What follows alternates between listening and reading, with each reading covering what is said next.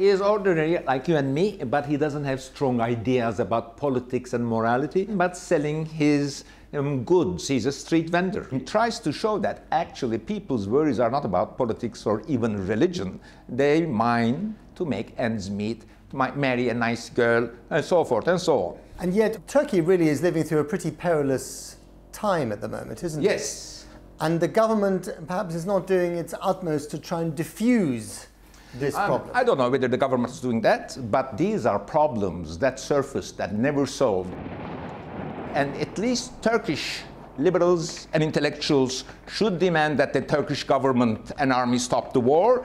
Kurdish guerrilla forces should ask for peace. And I think intellectuals on both sides, but they are also citizens of Turkey, their brothers, are doing that. But unfortunately, bombs are today stronger than our word.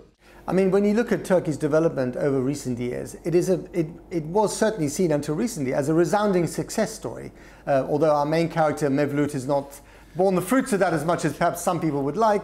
You've reached a crucial juncture, haven't you, or Turkey has as a country. What do you think is going to happen? I expect Turkey's future to be friendly with the West. Citizens of Turkey want to live in a full democracy, and when even Erdogan's conservative voters will not vote him, did not vote him in the last elections as much as they did in previous ones, when he got a bit authoritarian and began to curtail free speech. The latest problem that we agonize about here in London or in Berlin or in Paris is the number of refugees and migrants coming into the European Union. What's your reaction as a Turkish citizen? Approximately 2 million Syrians migrated to Turkey, and they stayed there.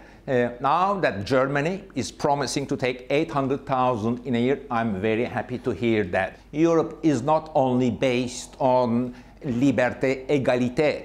Don't forget fraternité. And I'm also, in a very friendly way, congratulating Angela Merkel, but also warning them, don't forget that you were not that nice to Turks 40 years ago, where they never promised citizenship, never promised a glorious future, and only telling them, you're guest workers, you'll make some money here and go back. Because I think Mevlut at the moment would be very unhappy. I mean, maybe he's got the temperament where he can deal with it because he's one of life's optimists.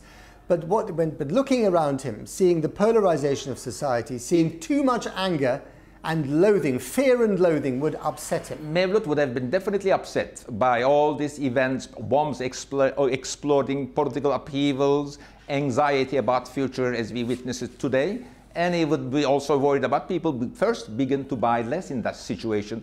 He is a street vendor, but on the other hand, he wouldn't be following any party at all. He would find his own humors. That's why I respect him so much. That's why I also want to be like him.